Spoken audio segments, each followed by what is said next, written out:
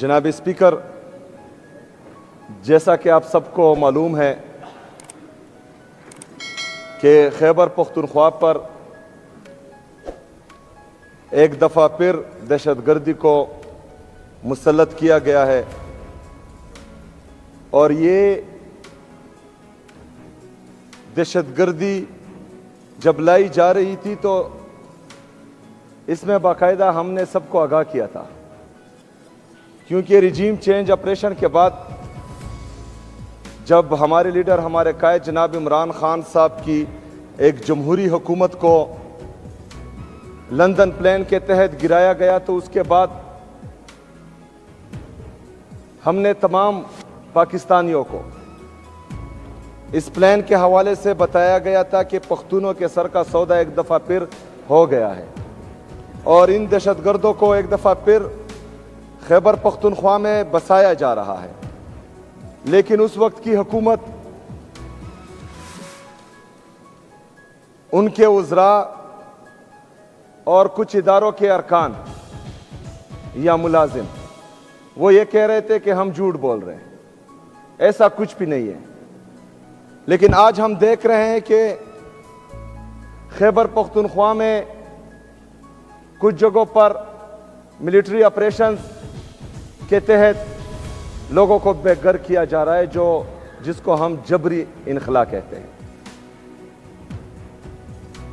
तो अगर उस वक्त जब हम बोल रहे थे कि ये लोग पहाड़ों पर है, अगर उस वक्त ये इकदामात होते तो वो नीचे नहीं आते। जब नीचे तक आ गए और तब भी हम अमन पासून के जरिए इनको बता रहे थे कि ये पहाड़ों से नीचे आ चुके हैं, अगर उस वक्त भी इकदामात लिए जाते तो ये हमारे बाजारों तक नहीं पहुंचते। जब बाजारों तक पहुंचे तब भी हम यही कह रहे थे कि देखो बाजारों तक आ गए। अगर उस वक्त इकदामात लिए जाते तो ये लोग हमारे घरों तक नहीं पहुंचते। लेकिन बदकिस्मती से जब हमारे घरों तक पहुंच गए और बंदूक की नोक पर रात को हमसे खाना खाते थे, तो सुबह ये लोग हमारे घरों तक पहुंच जाते थे कि तुमने खाना क्यों खिलाया। अगर हमारे पख्तून जिनसे बंदूक की नोक पर एक साइड पर जो लोग खाना जबरदस्ती लेते थे, ना खिलाते तो वो मार देते। जब खाना खिलाते थे तो सुबह जो है हमारे आर्म्ड फोर्सेस के, सिक्योरिटी फोर्सेस के लोग पहुंच जाते कि तुमने खाना क्यों खिलाया। नहीं खिलाते तो वो मारते हैं, खिलाते हैं तो ये मारते हैं। हम जाएं कहां। लेकिन बदकिस्मती से हमारी बातों पर गौर नहीं किया गया, सीरियस नहीं लिया गया। हमें झूठा कहा गया, हमें यह कहा गया कि ये प्रोपेगेंडा कर रहे हैं। लेकिन इनको क्या, खून तो मेरे पख्तूनों का गिर रहा है, जो बदकिस्मती से एक माइंड सेट के लिए जो 78 साल से इस मुल्क पर काबिज हैं, उसके लिए मेरे पख्तून का, मेरे कबायली का खून बहुत सस्ता है। वो हमारे खून को खून समझते ही नहीं है।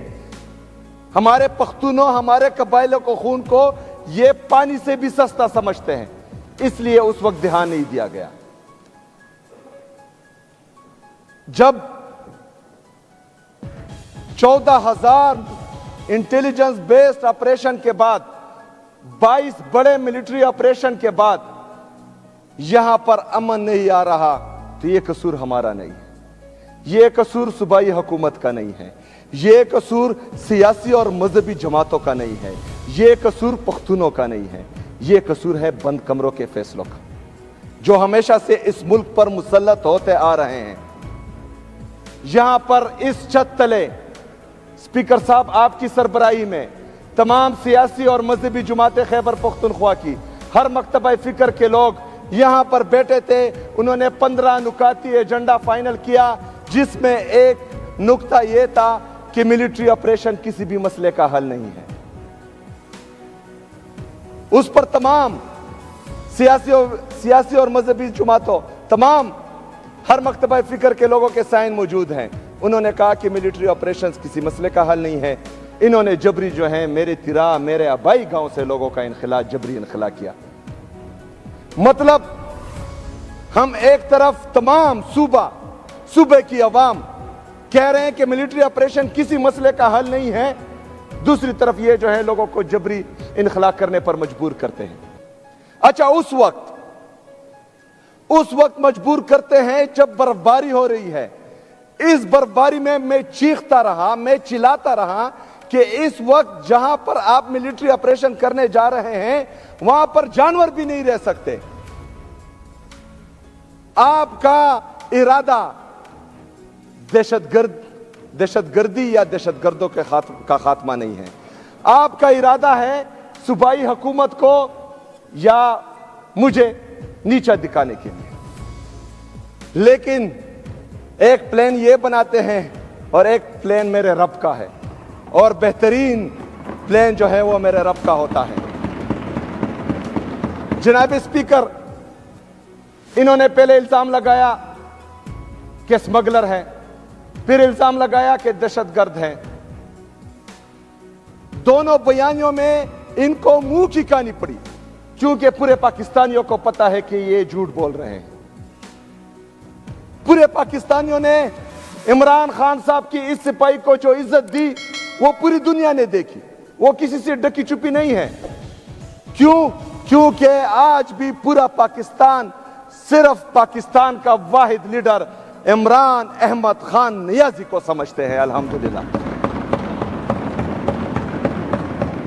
انہوں نے الزامات لگائے، انہوں نے مجھے ڈرانے کی کوشش کی، مجھے دبانے کی کوشش کی، لیکن الحمدللہ جہاں پر میں کھڑا تھا یہاں پر میں کھڑا ہوں، اور انشاءاللہ تعالی اپنے عوام کے ساتھ میں کھڑا رہوں گا۔ نہ مجھے کوئی اپنے نظریے سے 1 انچ پیچھے ہٹا سکتا ہے، نہ ہی کوئی میرے عوام یا میرے صوبے کے انٹرسٹ سے 1 قدم بھی مجھے پیچھے نہیں ہٹا سکتا، اور کسی میں اتنی جرأت نہیں ہے کہ وہ مجھے پیچھے ہٹائے۔ جو میرا موقف تھا وہ میرا ہے، اور انشاءاللہ یہ موقف میرا رہے گا۔ جناب اسپیکر، جب دونوں بیانیوں میں ان کو منہ کی کہانی پڑی تو انہوں نے فیصلہ کیا کہ تیرا میں ملٹری آپریشن ہونا چاہیے۔ حالانکہ وہاں پر برف باری تھی، وہاں پر جو ہے اس وقت کوئی جانور بھی نہیں رہ سکتا، یہ میں بار بار کہہ رہا ہوں، لیکن اس کے باوجود یہ بضد تھے مجھے خراب کرنے کے لیے، کیونکہ ان کا ارادہ تھا کہ جب لوگوں کا جبری انخلا ہوگا تو لوگ جو ہیں اس کے پیچھے یا حکومت سے منحرف ہوں گے اور وہ جو ہے ان سے نالا ہو جائیں گے۔ لیکن اللہ کا پلان کچھ اور تھا۔ جب جبری انخلا ہوا تو میں تیرا کے عوام کے پاس گیا، تیرا کے عوام نے مجھے پیار دیا، انہوں نے مجھے عزت دی، کیونکہ ان کو پتا ہے کہ صوبائی حکومت نہیں، یہ بند کمروں کے فیصلے ہیں جو ہمیں جبری انخلا پر مجبور کر رہے ہیں۔ ان کو پتا ہے کہ صوبائی حکومت اگر ہمیں کمپنسیشن کی مد میں 4 ارب روپے دے رہی ہیں، یہ وہ یہاں پر ڈیولپمنٹ سکیم میں، ہسپتالوں میں، یونیورسٹیز میں، کالج میں، سکولوں میں، روڈز میں بھی لگا سکتے تھے، لیکن نہیں، کیونکہ بند کمروں کے فیصلے جو ہیں وہ کچھ اور چاہ رہے ہیں۔ وہ خیبر پختونخوا کو لیبارٹری بنانا چاہ رہے ہیں، بلکہ لیبارٹری انہوں نے سمجھ رکھی ہے، ایک آتا ہے ایک تجربہ کرتا ہے، دوسرا آتا ہے دوسرا تجربہ کرتا ہے۔ لیکن یہاں پر پاکستان تحریک انصاف کی حکومت ہے، یہاں پر عمران خان صاحب کی حکومت ہے، یہاں پر الحمدللہ اس دفعہ عمران خان کے سپاہی آئے ہیں، وہ بند کمروں کے فیصلے بھی مسلط نہیں ہونے دیں گے، اور اگر کوئی بدماشی سے، زور زبردستی سے، ڈنڈے کی زور پر، بندوق کی نوک پر یہاں پر مسلط کرنا چاہے گا تو انشاءاللہ تعالی ہم ان کے خلاف کھڑے ہوں گے انشاءاللہ تعالی۔ جناب اسپیکر،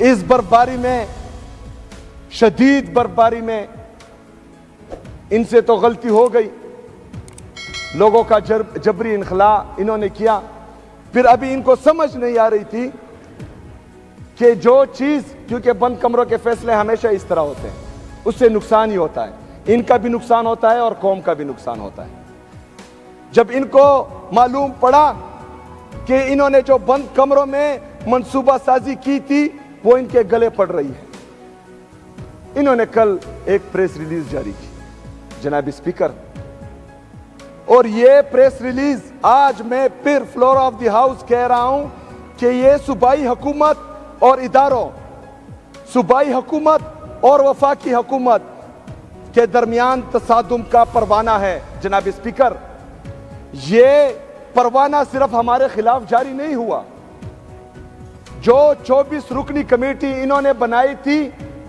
یہ ان کا بھی ڈیتھ وارنٹ ہے، کیونکہ اس میں ان کا ذکر ہے۔